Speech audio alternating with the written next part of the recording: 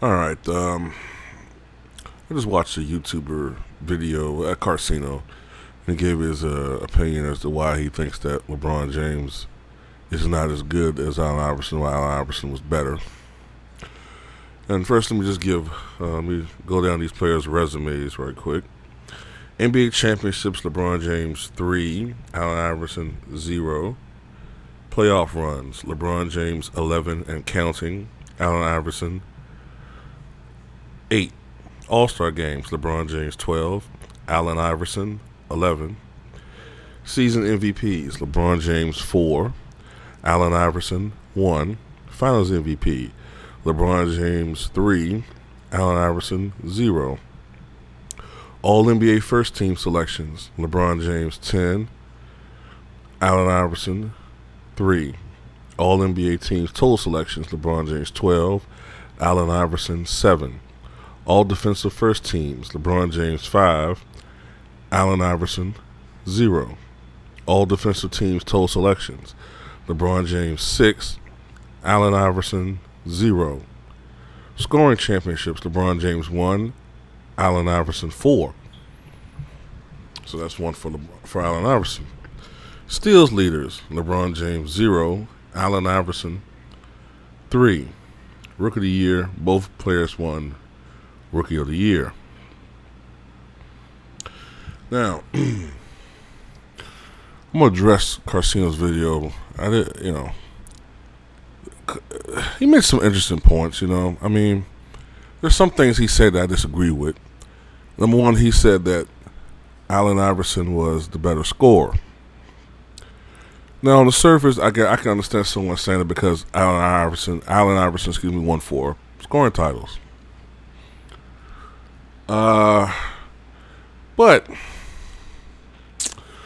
the first one that he won during the 98-99 season, if my memory serves me correctly, I think he averaged something like 26.8 points per game or something like that. And nobody played particularly well that that season. That was the 50-game season. That was the 50-game season. A lot of players were not in basketball shape. I remember seeing a lot of games where the final scores would be like 71-67 or 69-66. There was a lot of low-scoring affair games, and I remember a lot of players. I remember an interview that Bruce Blitz and me did with a couple years ago. I think it was like 4 or 5 years ago. We did an interview talking to Brian Russell and of the Utah Jazz, who famously in that play with Michael Jordan, when he scored that basket that gave the Bulls the 6th title. And he was saying that players were playing like a lot of games in so many different. They was trying to fit a lot of games in like a small span of time. But anyway,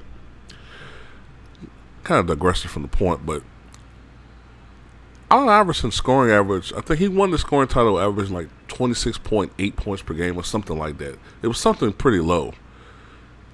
And it was like the lowest scoring average in years for a player to win the scoring title. Like, probably had to go back all the way to like the 1950s to find a guy who won the scoring title with such a low scoring average. And Allen Iverson also, to me, never was the most efficient guy. Now, Carcino said something in his video that I totally disagree with. He said something about, well, if you look at both of their field goal percentages, it's pretty close, and that's ridiculous. I had to actually laugh when I heard that, because we all make light of the fact that there was such a discrepancy between Michael Jordan and Kobe Bryant as far as field goal percentages are concerned. And Michael, for his career, averaged 49.7 shooting percentage for his career, 49.7. You take his Wizards years out, it was over 50%, but 49.7% from the field. Kobe when we were doing those videos, he was like at 45.4%, which is a difference of over 4%, which is actually very significant. The last few years drove Kobe Bryant's field goal percentage down to something like 44.8% or something like that. I think it's something like that for his career. LeBron James right now is shooting 49.8% for his career. Okay. Allen Iverson shot 42.5% for his career. And, you know, Carcino said something about how the rule changes were implemented to try to slow down Allen Iverson. Actually, the rule changes helped him a lot. If you look at Allen Iverson's shooting percentages past 2004, you know, this is a guy who had like a couple of seasons shooting like 38, 39% from the field. And then all of a sudden he became a guy who was shooting in the mid-40s, 44, 45% plus from the field.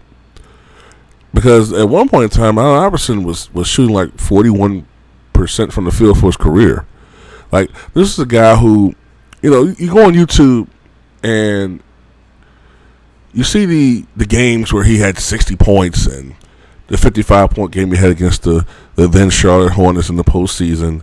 I think it was back in 2003, I think it was, or something like that.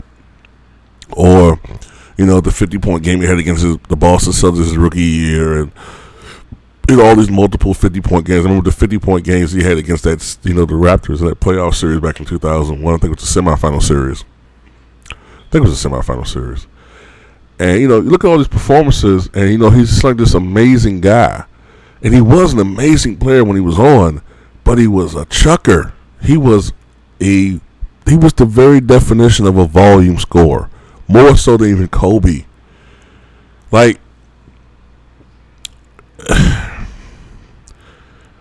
mean, Kobe was the greatest volume scorer, but I mean, Allen Iverson was even more the epitome of what a volume scorer is. I mean, I remember looking at the box scores and seeing games like, you know, Allen Iverson, I mean, the Philadelphia 76ers versus whatever, the Milwaukee Bucks, whatever, and I'll see Aaron McKee, 4 for 11, 8 points or something like that. Then I'll see Allen Iverson, they'll say 6 of 29 or 7 for 33. I mean, he had some fucking horrible shooting nights. And that's the thing. This is the difference between them. As great as Allen Iverson was, and he was great, and I've said this before, I said I don't remember a guy that was able to do as much with as little as he had as far as taking the team to the finals. That Sixer team really was not that talented. But I'll get to that in a moment, though. Because a lot of guys like to leave shit out, you know. I'm the counter guy, I guess, you know. I'm the counter argument to certain guys, I think, you know. Whatever, I'm not going to get to that. But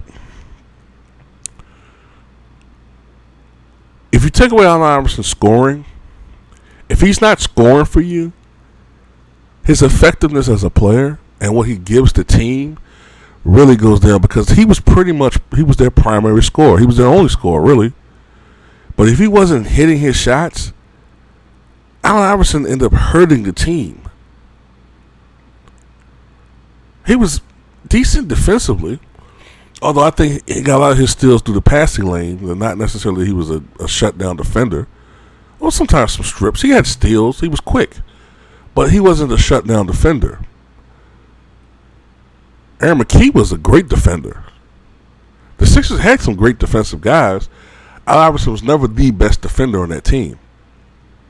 And the reason why that team went to the finals, in my opinion, the 2001 team, is because they made that trade for the Dikembe Mutombo mid-season. I can't think of the name of the guy, man, that was their big man down low. He was a little undersized.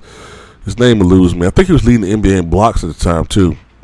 And the trade was criticized at the time, but that trade helped to propel that team to the finals, because, to me, Mutombo was still at the peak of his powers, and he was cleaning up a lot of those missed Allen Iverson shots for putback offensive, scores.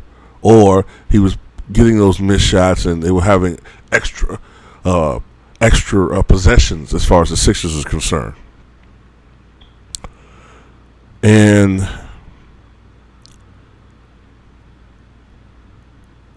unfortunately, that Sixer team just went against that 15-1 Laker team as far as postseason is concerned. Nobody was beating that team. It took all of Allen Iverson's 48 points to get that one victory that they got in the finals. And afterwards, it was just too much to kill O'Neal. Too much to kill O'Neal, a little bit too much of Kobe Bryant. And they lost 4-1. But let's be honest, too, about something when it comes to Allen Iverson.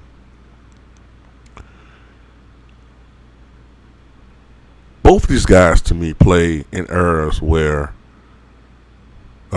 it's just to say, it's a very just statement to say that LeBron James plays in a weak era as far as the Eastern Conference is concerned. Even Carcino said that, and I agree with Carcino. The Eastern Conference is weak. I've done a video about that a couple of months ago. I think I said something like, I think the title is like LeBron James is, what I said, feasting on a weak-ass Eastern Conference or something like that. But let's remember something about when Allen Iverson and the Sixers suddenly rose to become a power in the East. Let's go back and tell the real story, okay?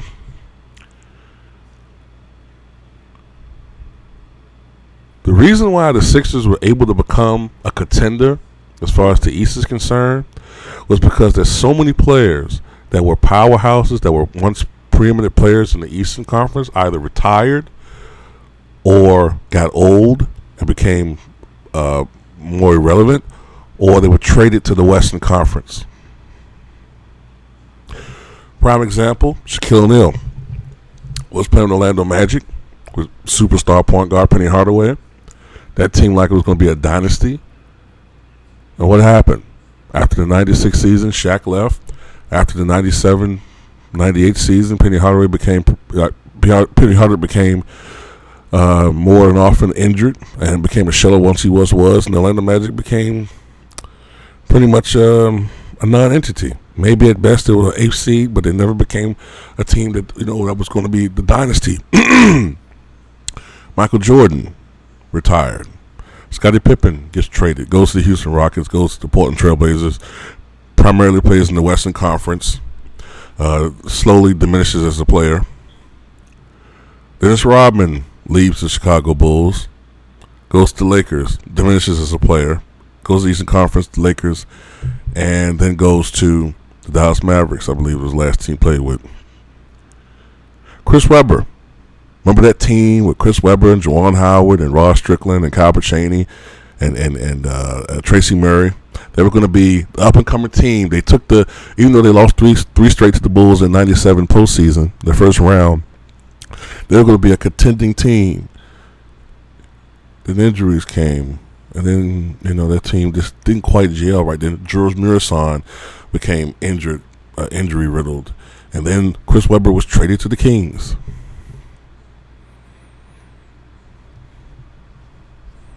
Matter of fact, he was part of the trade that sent an aging Mitch Richmond, who had just lost a step, to the Wizards. That wasn't a fair trade. Look what Chris Webber went on to do with the Kings. Look what they became. And look what Mitch Richmond was becoming finished as a player.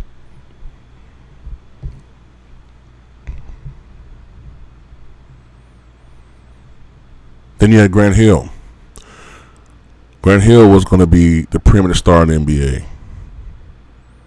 Then during the time where the Sixers were going through their little era where they were like one of the top teams in the Eastern Conference, Grant Hill, who was going to be the successor to Michael Jordan, injuries take their toll. And during that period of time, he never regained the status that he once was. Most of the time, he wasn't even in the NBA. He was going through rehab or nearly dying of a staph infection from a surgery.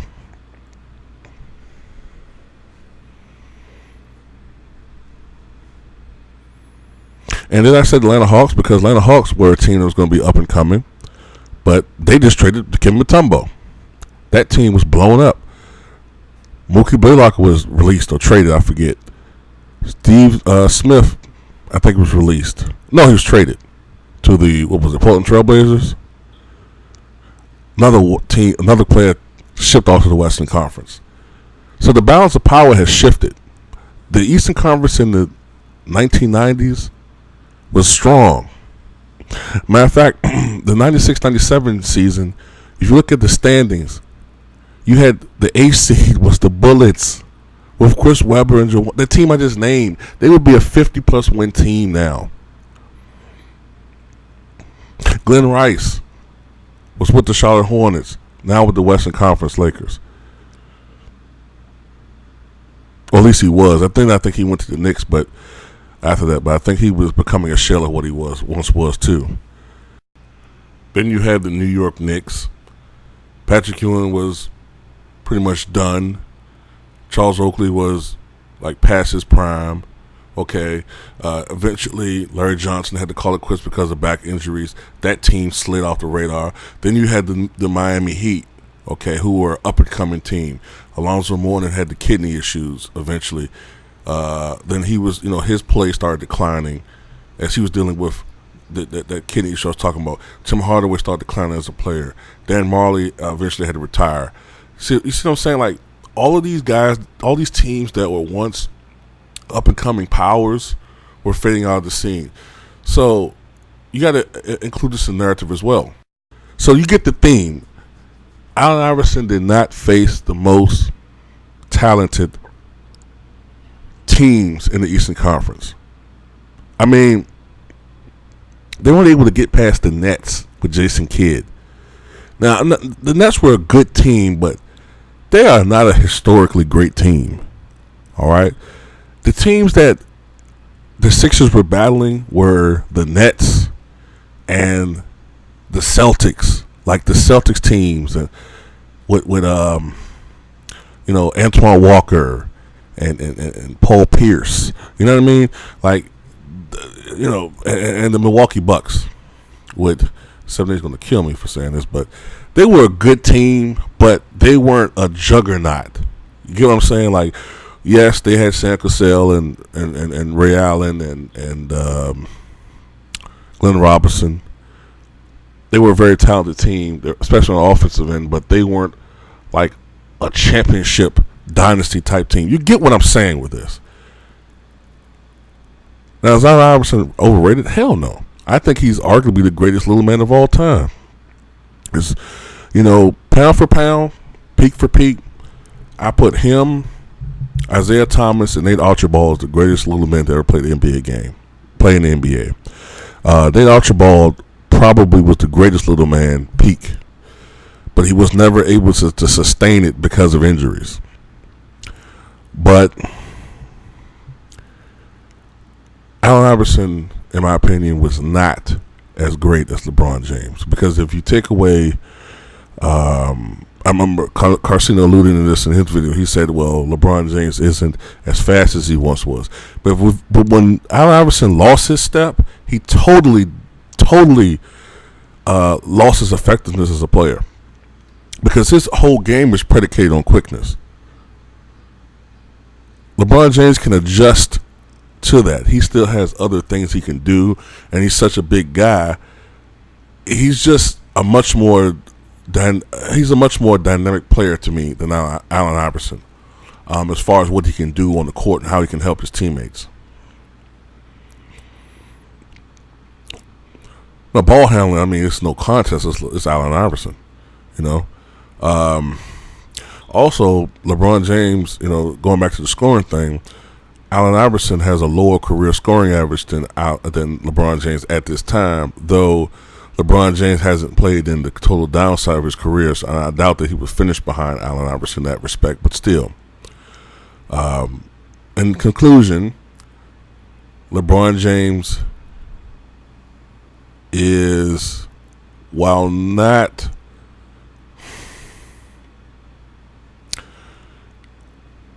he does not have the arsenal, I guess, that you could say Allen Iverson had, as far as scoring is concerned, I don't quite remember Allen Iverson having a pure jumper. There are times when his jumper was bulky as well. one thing I think people who admire Allen Iverson will say that he has heart, and that's one thing I do remember about him. He had that Rocky heart, he was like fearless. This was a guy 5'11", about 160, going up against anybody down low. Didn't give a fuck who it was. And sometimes LeBron James has been questioned in that aspect.